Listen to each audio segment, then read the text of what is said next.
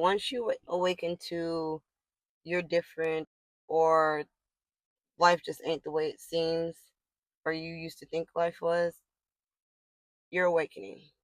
Spirituality, they say you're woke. So your eyes don't usually close to those things. Once you acknowledge something, you're woke. So people telling you to stay woke is kind of like redundant.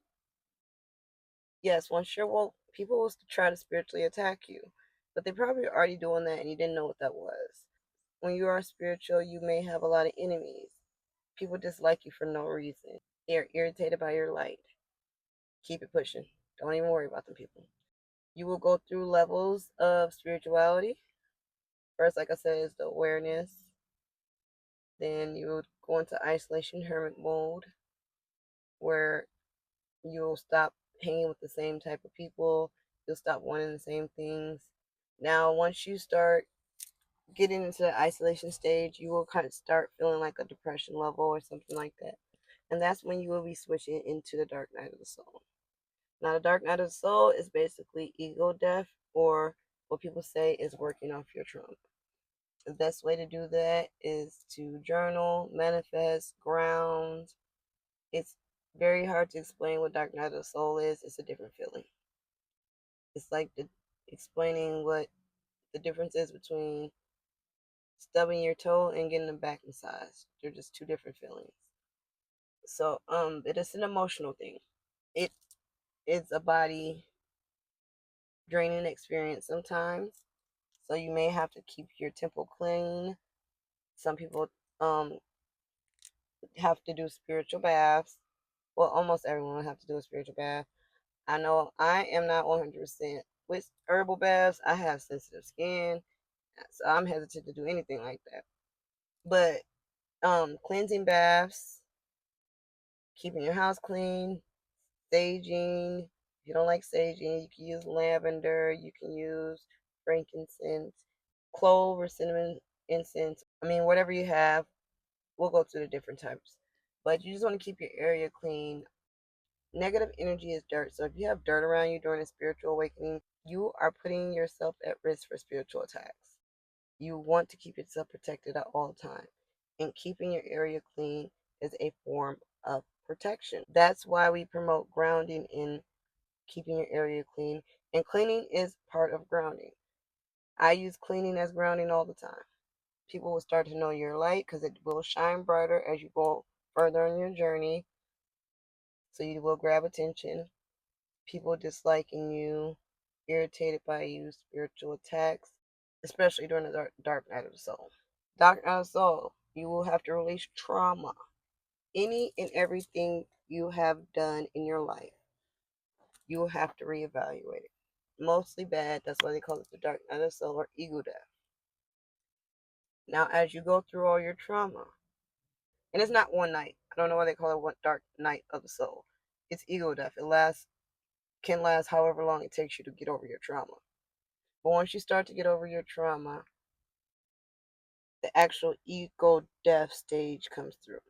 Whatever makes you egotistical, that's what you will have to separate yourself from. And it is the hardest thing to do. That's why it has to be done. Because God wants you to go through everything before you complete your mission to ascend. Ego death can be many things for many different people.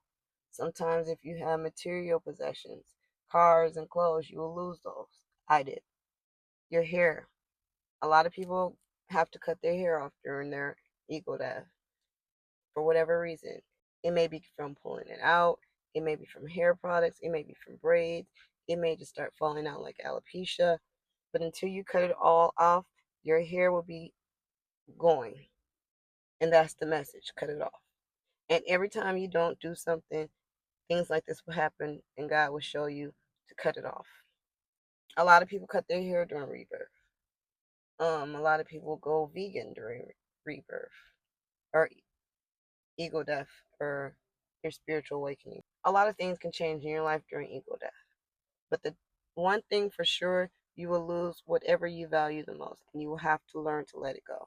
Once you learn to let it go, that's when ego death is over.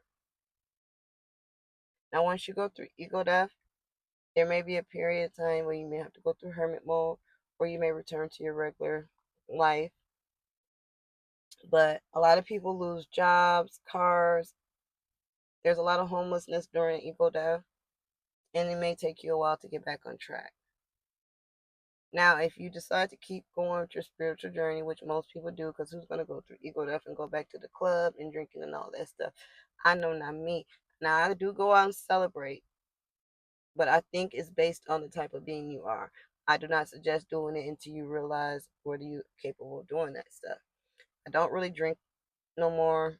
I don't do a lot of stuff I used to do anymore. But that was part of ego death. And I'm actually glad I don't do that stuff no more. But like I said, once you go through ego death and you want to continue on your personal journey to self discovery, you may go through multiple awakenings and multiple rebirths. But the first rebirth, like I said, you go through awakening and then you go up to rebirth. Awakenings and rebirth can be different.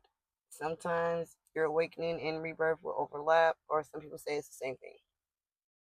But if you actually going through rebirth, after you go through your first rebirth, it's not that bad because you know what you need to do, you know what's gonna happen. It's kind of like, oh, I already been through this before. It's like it's nothing new, and you realize that this is stages to get to where you actually need to be.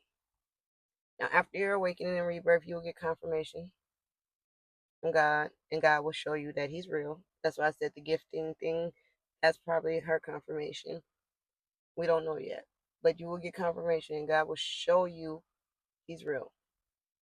Now, once you go through your spiritual journey, you will be tested. Sometimes multiple times a day, sometimes once a day. It doesn't matter. You'll be tested to see if you're ready to go to the next step. If you fail your test, you'll just keep going on your journey until you're ready to go to the next step. That's why I say I get tested all the time. I mean, I be failing tests, don't feel bad. I already know the game, and I still be failing. I be walking away like, dang, I know I wasn't supposed to do that. Like, I wonder if that was an angel. I wonder if that was an earth angel. I wonder if that was another star seed. Like, I be bugging like, dang, I knew I shouldn't have did that, and I still did it. So you will be tested. Yes, I burnt another earth angel about a year ago, and I'm not laughing, but I knew it was an earth angel like me, and I still went for it. I told my sister about it. She know what it is, but it was my biggest regret. It was my biggest regret, and it wasn't even worth it. It was this guy that liked me, and he gave me something, and I was supposed to do something for him, and I didn't do it, and I knew it was an earth angel. It wasn't. Get your mind out the gutter. But I knew it was I knew it was another earth angel, and I still went for the bait, failed the test. I still think about that all the time. That was almost 2 years ago. But yes, you will get tested after your awakenings. Why?